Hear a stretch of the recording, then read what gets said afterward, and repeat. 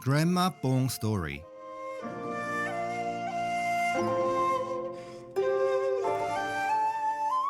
In the early Joseon period, a man named Sun Dongji was shipwrecked on his way to exile in Jeju Island and had no choice but to settle down in a village. The village was called Hodong, named so because it was rumored to be teeming with tigers. As time passed, his descendants formed a family there, but eventually tiger attacks became so frequent and fierce that they could no longer live there. They decided to leave the village and move to a nearby island called Modo.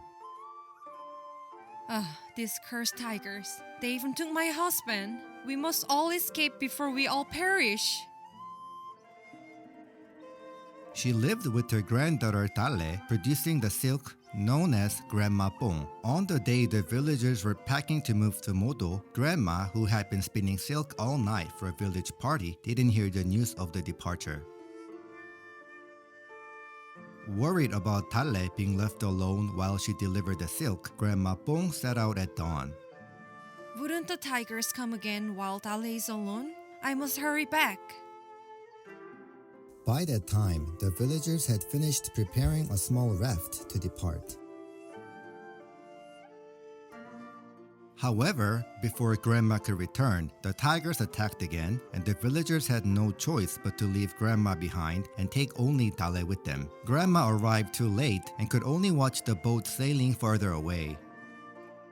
Grandma! Left alone in the tiger-infested village, Grandma went to Pulchibawi every day, where she could see Modo praying fervently to the Dragon King to reunite her with Dalle. Please, please, Dragon King, please let me meet my Dalle. One day, the Dragon King appeared in Grandma's earnest prayers and told her that he would send a rainbow to the sea on the new moon of February for her to cross over to the island. I will bestow upon you a rainbow bridge. When the new moon of February came, Grandma Bbong hurried to the seashore, crying and begging the Dragon King for the rainbow bridge. Please, please. At that moment, the sea parted and a path appeared with the rainbow over it. Grandma was overjoyed to see it, but she had no strength left to cross the sea path. Just then, the people who had crossed to Modo were preparing to return to Hodong due to a shortage of drinking water. Seeing the parted sea, they rejoiced, thinking it was a divine help, only to find out later that it was Grandma Bbong's earnest prayers that had created the path.